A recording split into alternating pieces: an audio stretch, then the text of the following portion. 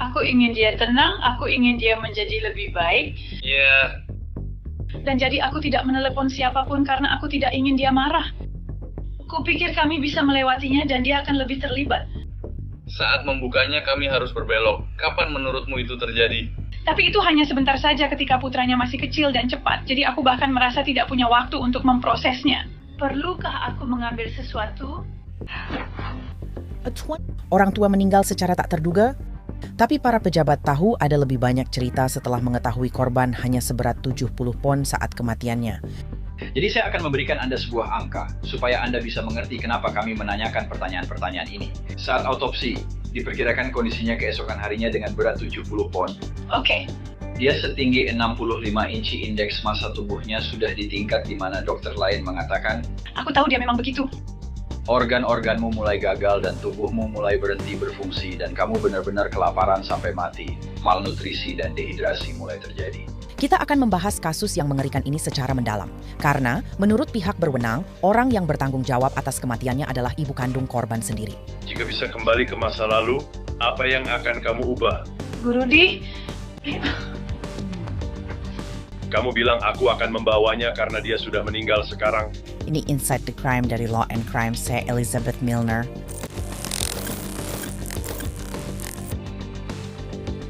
Sekarang untuk memberi konteks pada semua orang soal berat badan korban yang hilang. Dokter korban mencatat berat korban sekitar 130 pon pada kunjungan terakhir. Tapi dokter juga mencatat bahwa korban belum pernah dibawa ke rumah sakit sejak dia berusia 17 tahun. Semua ini dimulai dengan panggilan ke 911. 911, di mana lokasi darurat Anda? Tolong jelaskan apa yang terjadi. Saya baru menemukan putri saya di kamarnya.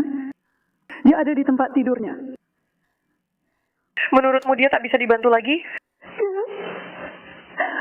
Dia sudah tidak bisa dibantu? Saya menyesal mendengarnya. Saya akan segera kirim bantuan ke tempatmu. Baik, saya Unit. Apakah tokonya berada di tengah gedung?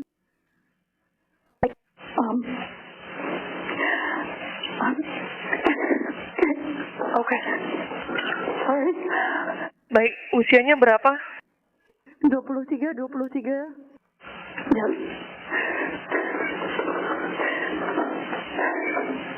Baiklah, saya sedang berusaha mengirim bantuan ke arah Anda. Oke, apakah dia sadar? Tidak. Oke, apakah dia bernafas? Tidak.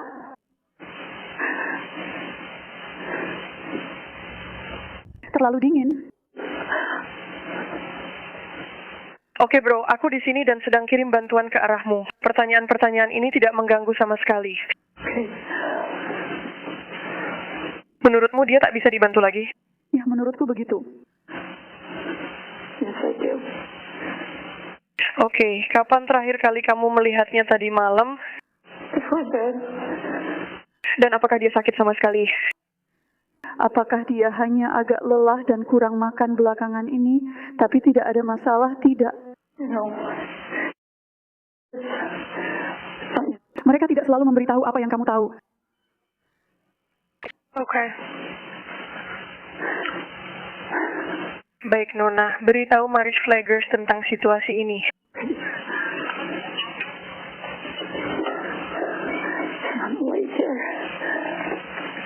Apakah ada orang lain di rumah bersamamu? Tidak.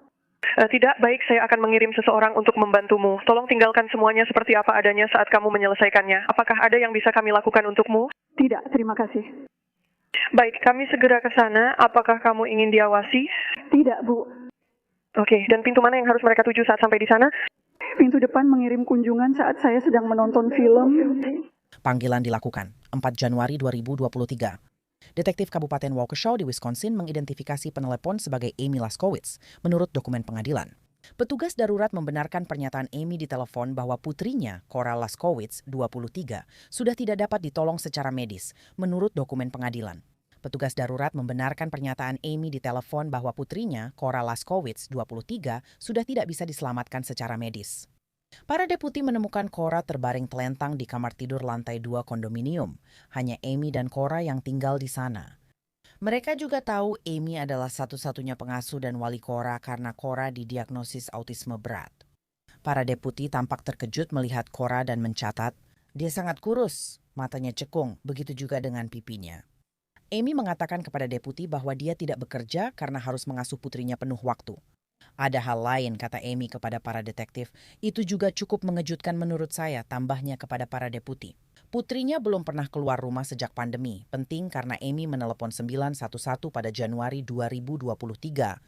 COVID membuat dunia berhenti mulai Maret 2020, artinya dia sudah berada di dalam rumah dan tidak keluar selama 3 tahun. Amy menyatakan kepada penyidik bahwa putrinya tidak punya riwayat masalah kesehatan dan hanya mengonsumsi vitamin atau probiotik.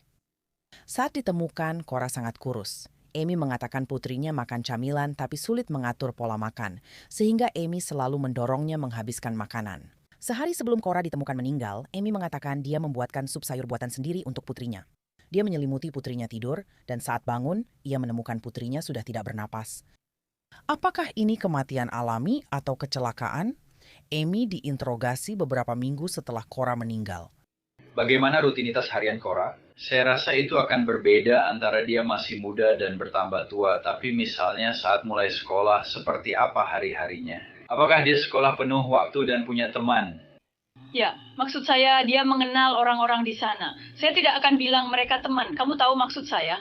Dia punya teman sekelas yang spesial ya. Dia bahkan bersosialisasi dengan mereka di sekolah. Seperti dia bisa bermain dengan... Kitlah sesuai dengan kemampuannya. Banyak dari mereka melakukan sesuatu bersama, tapi sebenarnya tidak benar-benar bersama, hanya sebagai kelompok. Tapi sulit bagiku menjelaskannya, apalagi jika kamu tidak terbiasa. Aku tahu setiap orang ada di tingkat yang berbeda. Ya. Kamu tahu, setiap orang punya kemampuan yang berbeda, jadi mungkin ini campuran. Ya. Kamu tahu siapa yang bisa memainkan dan siapa yang hanya mengamati. Semuanya terasa berat baginya, meskipun selalu semangat. Dia selalu, kamu tahu, benar-benar suka pergi ke sekolah lalu pulang ke rumah. Dia merasa semuanya terlalu berat dan berlebihan baginya. Jadi ketika dia di sekolah menengah, apakah dia akan begitu? Jadi dia bersekolah penuh waktu? Ya. Paruh waktu, penuh waktu? Penuh waktu. Apakah dia mengalami kesulitan di sekolah bersosialisasi atau... Ya, maksudku dia ramah dengan anak-anak lain, tapi tidak seperti... Aku mencoba memberi contoh atau semacamnya. Seperti, mereka ingin. Guru di sekolah menengah atas itu sering banget mengadakan kegiatan di luar. Oke. Bagi Cora itu sulit karena dia selalu ditolak. Tapi saat kamu pergi, itu tidak apa-apa. Jadi mereka seperti pergi dengan berani, jadi suasananya ramai dan sangat banyak. Tapi menurutku dia sudah berusaha menangani semuanya dengan baik. Dia akan pergi atau melakukan sesuatu. Maaf, tapi dia bersekolah di sekolah menengah atas sampai usia 18 tahun. Atau ya, lalu dia mulai program 18 sampai 21 tahun. Tapi pada saat itu, dia hampir 18-21 tahun. Dia sama sekali tidak mau berhenti pergi. Dia benar-benar tidak mau pergi ke sekolah sama sekali. Sepertinya dia sudah selesai. Gurunya beberapa kali datang ke rumah membujuk agar ia mau menyelesaikan program 18 sampai 21 tahun. Oke, itu tidak wajib, jadi aku harus melakukannya. Yakin?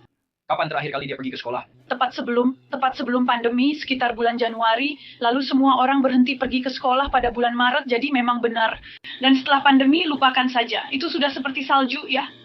Dan apa yang terjadi setelah pandemi? Dia tidak mau keluar rumah karena sangat takut masker, tapi tetap akan memakainya. Dan semua yang kamu lihat di televisi dan semua itu. Jadi lihat, ketakutan mereka sangat besar dan diperbesar lebih dari orang normal. Bersama saya. Saya melakukannya. Ini sulit, ya. Saya bisa membayangkannya. Rasa takut sangat besar bagi mereka.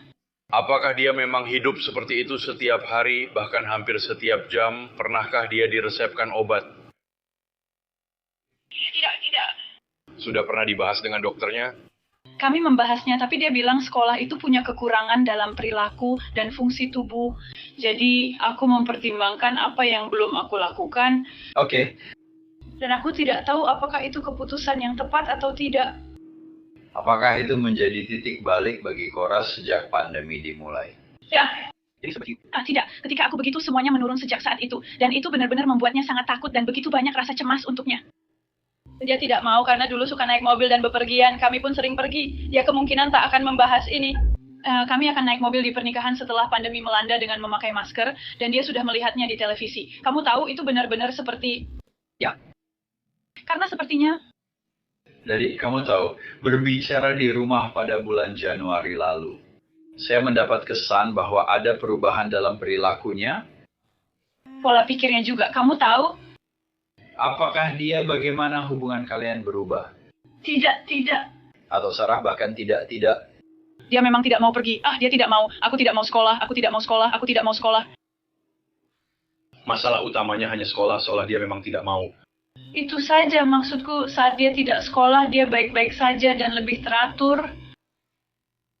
Tujuanku selalu membuatnya tenang. Entah benar atau salah, mungkin saja salah. Itulah tujuanku. Selalu. Oke, baiklah. Kamu tidak akan pergi ke sekolah, kamu tahu ya?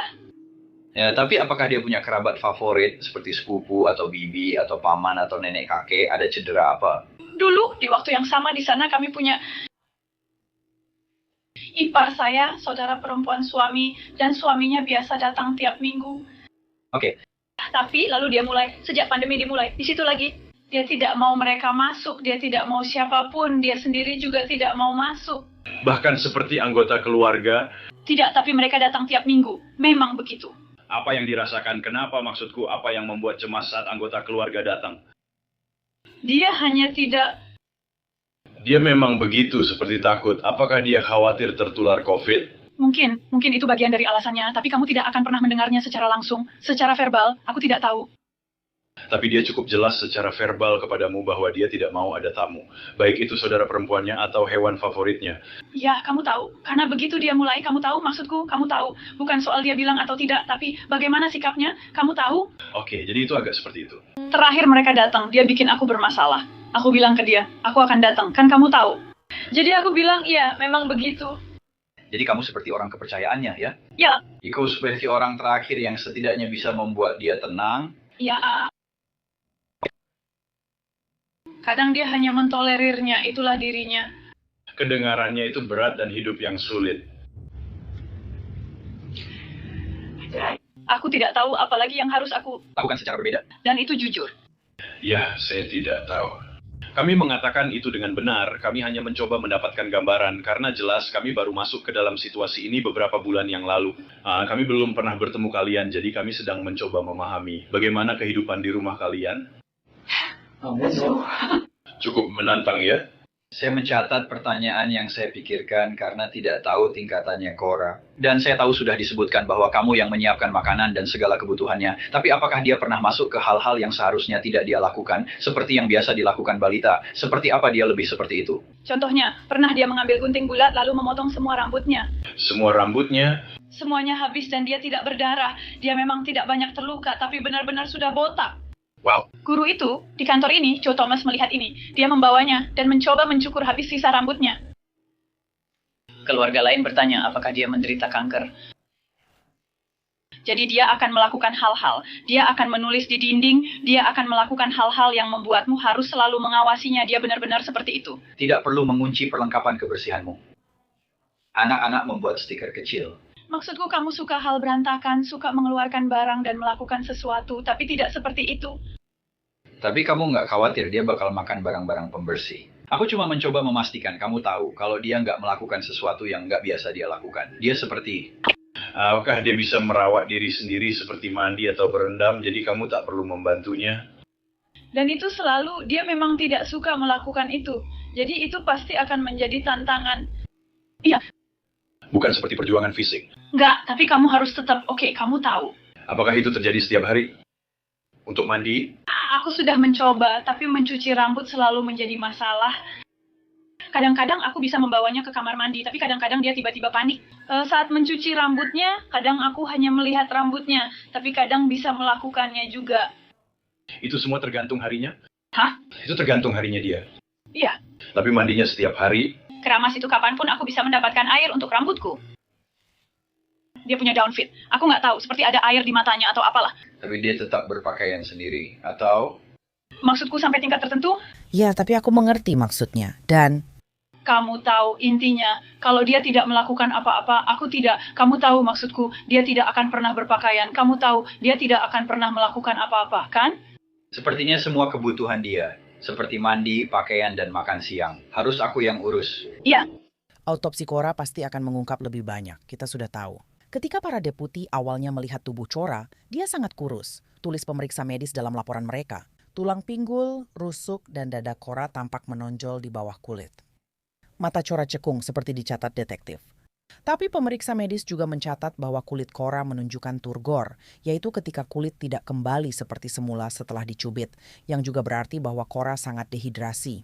Pemeriksa medis mengatakan berat badannya hanya 70 pon dan 11,5 sebagai referensi, menurut dokumen pengadilan.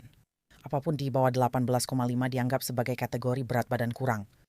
Ketika Anda melihat Cora kehilangan berat badan dan tidak makan, apakah maksud Anda 110 pon itu perkiraan bulan Juni? Anda tahu maksudnya apa? Saya tidak tahu. Oke. Saya mengerti. Itu jadi tanda bahaya besar bagi saya. Saya melacak berat badan yang terus turun dan berpikir, oke. Saya kehilangan rambut saya. Saya bersumpah saya hampir memberikan semuanya. Yang saya bisa. Benar, kami di rumah, jadi ada makanan. Saya kadang mencoba saat dia bersembunyi. Lalu saya bilang, tidak, kamu tahu. Saya bilang, saya hanya ingat dari ingatan sendiri tentang dapur dan mencatatnya secara mental. Karena saya lihat banyak air gunung es, jadi saya tahu ada makanan dan air minum di rumah, kan? Kamu beli air gunung es yang besar, seperti galon atau 1 pint atau apalah. Itu yang besar-besar. Jadi dia tidak banyak makan, airnya. Jadi seperti anak-anak saya sendiri, kalau mereka punya masalah pencernaan atau terlihat begitu, kami selalu kasih mereka botol air kecil mereka dan mendorong mereka untuk minum. Apakah dia punya botol air yang suka dia bawa atau bagaimana? Saya akan terus mengingatkannya. Tapi maksudmu apa? Kamu terus mengingatkannya? Untuk minum yang tidak dia mau, kamu tahu dia tidak bawa apa-apa kan? Itu saja. Oke, sini. Jadi kamu harus proaktif. Iya. Dia tidak akan ke dapur untuk mengambil air sendiri karena memang tidak mau. Dia hanya makan miliknya sendiri, sejak dia masih bayi perempuan kecil. Tak ada makanan atau minuman seperti terapi. Dulu semua tampak lucu. Kamu memberinya insentif, seperti makanan setelah bicara. Tidak pernah. Siapa yang tidak pernah menjadi insentif untuk seluruh hidupnya? Tidak pernah ada apa-apa. Dia memang tidak pernah menyukainya. Tidak pernah. Kamu tahu tidak ada apa-apa. Tidak pernah terjadi. Tidak pernah ada apa-apa. Tumbuh besar, aku menjalani terapi di rumah dan bertemu Dr. Brown, spesialis di bidang itu. Apakah mereka pernah memberimu tips atau strategi tentang makanan? Ya. Atau kamu mencari pendapat lain tentang caranya? And what were those? What were those? Strategi yang mereka berikan padamu? Tentang bagaimana cara membuatnya mau makan. Ya, pertama-tama aku mencoba membuat semuanya. Vitamin sangat penting karena dia tidak mendapat cukup nutrisi dari makanan. Jadi aku selalu memberikannya vitamin. Ya. Dan kemudian aku selalu mencoba mencari alternatif yang paling sehat yang bisa aku temukan, yang bisa aku buat dia makan. Jadi itu akan ada tambahan di dalamnya, memberi lebih banyak manfaat untuk uangmu. Tentu. Jenis vitamin apa yang kamu berikan padanya? Itu dari perusahaan Kirkman. Maksudku? Seperti A, B, C, G. Ada multi, aku punya multi. Namanya Super Nutera. Oke. Lalu aku juga menambah suplemen magnesium dan zinc, kalsium, aku juga menambah suplemen tambahan lainnya. Untuk menutupi yang tidak dia dapatkan. Makanan, kamu memberinya probiotik dan prebiotik. Apakah dia rajin minum vitaminnya? Benar begitu? Aku akan mencampur semuanya ke dalam air. Tidak pernah ada pil atau apapun yang mengandung gluten. Ya, aku akan mencampurnya. Dan, ya. Oke, apa dia bisa menerima itu? Oke. Karena sudah dilakukan sejak muda, menurutku dia sudah terbiasa sekarang. Ya. Kamu merasa begitu juga? Apakah perilaku Cora membuatmu terbelenggu? Aku tidak. Aku mencintai putriku. Benar kan? Dan itu memang sulit. Aku tidak akan menyangkal bahwa itu sulit. Benar kan? Aku tahu aku punya pilihan, bisa saja menempatkannya di panti, tapi dia tidak mau itu. Tentu. Bahkan saat dia masih di sekolah menengah, dia suka mengajak mereka berkeliling ke tempat-tempat tinggal di mana mereka mungkin akan tinggal. Tidak, Bu, tetap di rumah, karena aku bilang, oh, Ibu pergi kerja. Tidak, tetap di rumah, tapi dia tetap saja. Ya, ini seperti menghadapi orang tua yang menua dengan cara yang sama. Iya, benar. Dan ada rintangan itu, kan? Memang sulit, tapi aku melakukannya karena cinta dan tahu dia tidak kerja di tempat lain. Aku bukan mereka. Tadi aku mau bilang, Sebenarnya kita semua hanya berusaha menyukai Texas, seperti kata Conrad tadi. Ya, kita cuma berusaha mendapatkan gambaran harian Tentang bagaimana perasaanmu. Aku terlalu lamban, aku nggak tahu perasaanmu, maaf ya. Jadi penting buat kami untuk tahu tantangan apa saja yang kamu hadapi setiap hari.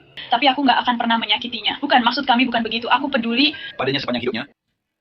Nggak ada yang bilang begitu. Kami cuma berusaha mendapatkan gambaran tentang bagaimana dia sebenarnya.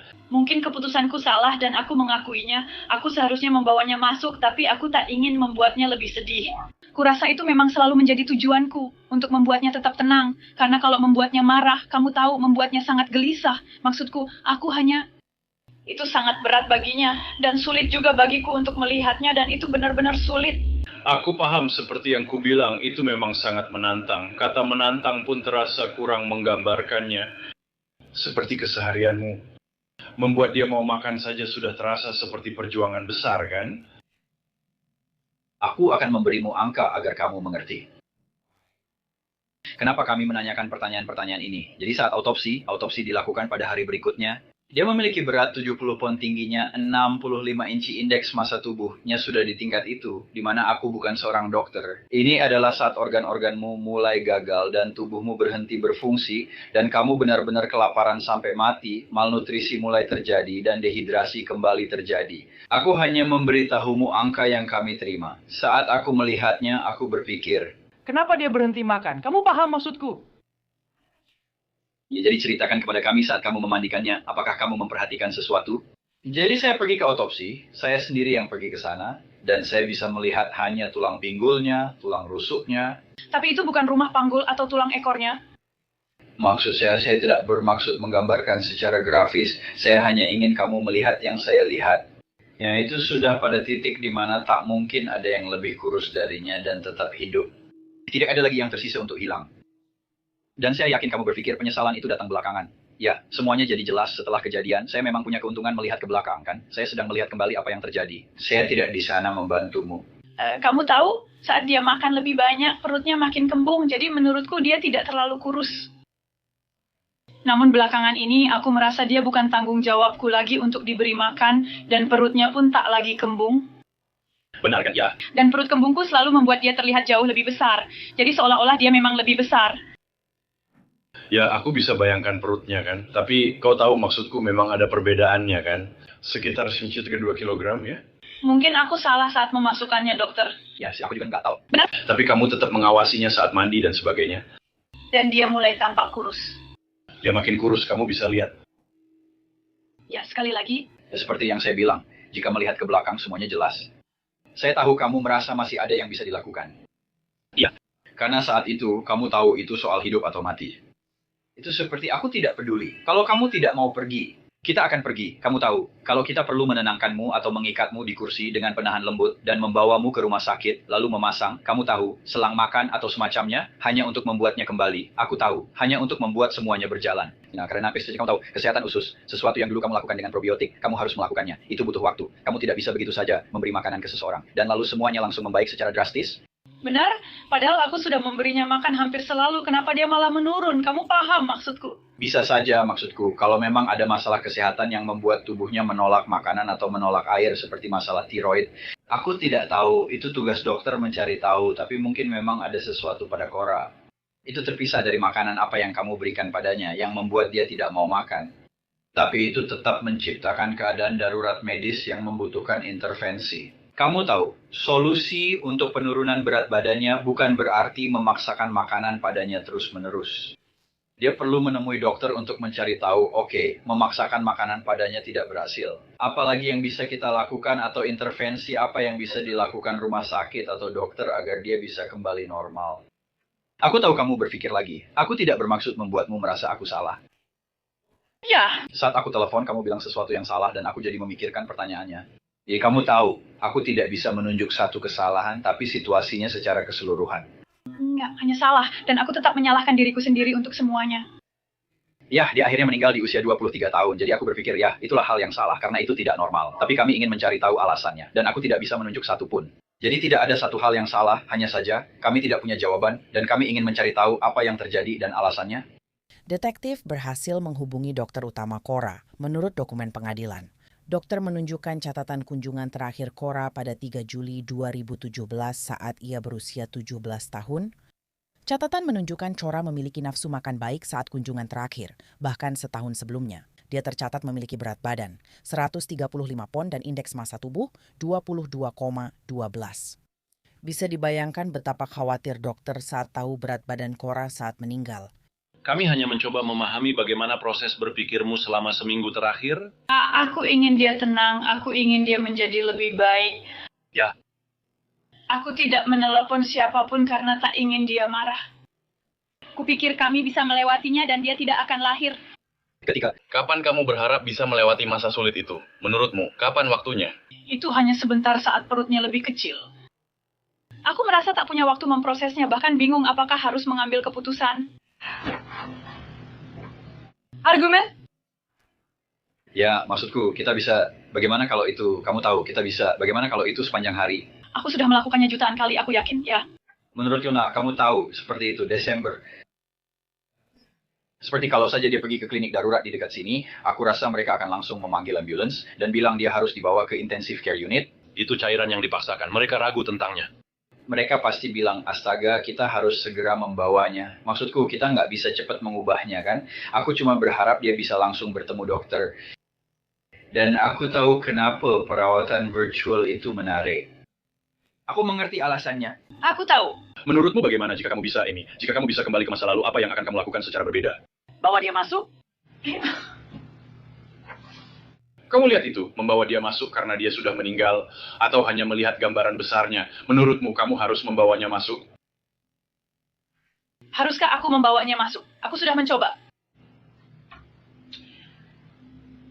Keadaan mental aku saat itu adalah aku nggak mau, itu saja. Aku selalu jadi orang yang berbeda, jelas nggak ada siapa-siapa. Aku tahu dia akan meninggal, aku akan membawanya masuk. Aku mengerti, hanya karena kita sudah membahas ini berulang kali. Kamu bilang sudah memikirkan itu jutaan kali sejak saat itu. Ya, aku seharusnya membawanya masuk. Jadi begini, Amy tidak ditangkap atau didakwa setelah wawancara polisi ini. Dia bebas pergi, tapi para detektif menjalankan tugasnya dan menyelidiki kasus ini lebih dalam. Mereka menghubungi sekolah Cora yang membenarkan Cora terdaftar di program usia 18-21 untuk siswa berkebutuhan khusus. Penyelidik menemukan Cora berhenti masuk sejak Desember 2019 sebelum pandemi, seperti diungkapkan Amy ke polisi. Pihak sekolah menyatakan ke detektif tidak menerima surat keterangan medis atau dokter terkait ketidakhadiran Cora. Namun mereka mencatat bahwa di sekolah, Cora selalu makan dengan lahap dan menghabiskan makanannya. Kadang staf juga berbagi makanan dengan Cora. Sementara Amy mengakui telah menggunakan kunjungan perawatan virtual untuk Cora, menurut dokumen pengadilan, detektif mengetahui bahwa Cora memiliki 2 kunjungan dokter virtual, satu pada bulan Juni 2022 dan satu lagi pada bulan Desember di tahun yang sama. Namun Amy tidak menyebutkan kunjungan tersebut kepada detektif. Pada janji temu bulan Juni itu, Amy memasukkan berat badan Cora sebesar 110 pon dan berat yang sama juga pada kunjungan bulan Desember. Ketika detektif berbicara dengan dokter yang melakukan kunjungan online tersebut, dokter itu memberitahu detektif. Dia mengatakan kepada Amy bahwa dia harus menemui Cora langsung untuk observasi, karena janji virtual terakhir Cora hanya beberapa minggu sebelum kematiannya, ujar dokter. Jika dia tahu berat badan Cora sebenarnya 70 pon, dia akan memberitahu Amy bahwa Cora harus segera diperiksa dokter langsung. Menurut dokumen pengadilan, saat Cora hadir dalam kunjungan virtual, dia memakai pakaian longgar dan hanya muncul sebentar di video. Karena Amy mewakilinya, beberapa minggu setelah wawancara awal Amy dipanggil lagi untuk diinterogasi, kali ini dengan tangan diborgol. Oke, jadi jelas kamu di sini, dalam tahanan. Kami ingin semacam... Ya, saya tahu kita sudah membicarakan hal ini beberapa kali, dan kita sudah membahasnya. Saya tidak akan menyebutkan siapapun tanpa pengacara. Saya hanya tahu. Oke. Sempurna. Iya, saya akan mendokumentasikannya di formulir ini, lalu kita akan lihat apakah dokter... Shield akan segera datang. Tidak, dia masuk jam 10, sekarang masih 9,50. Sumpah, ayo. Apa aku harus menelepon seseorang pengacara? Apa aku harus bersumpah juga? Jadi kamu akan dibawa ke penjara, lalu kamu akan dihadapkan ke hakim. Mungkin secepatnya sore ini, atau seorang komisaris, dan mereka akan menetapkan, komisaris akan menetapkan jaminan. Bisa berupa tanda tangan, uang, atau kombinasi keduanya. Akan ada seorang pengacara yang disebut sebagai teman pengadilan, yang setidaknya akan membantu Anda melewati proses pertama ini.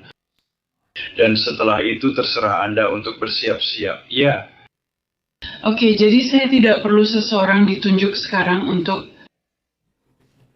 perilaku Anda di sidang pertama. Ya. Dakwaan pembunuhan. Tidak. Jadi bagaimana staf kamu tahu? Tuntutan pidananya adalah dengan ceroboh membahayakan seseorang hingga mengalami kekerasan yang menyebabkan kematian. Beberapa didakwa melakukan kekerasan yang menyebabkan kekerasan.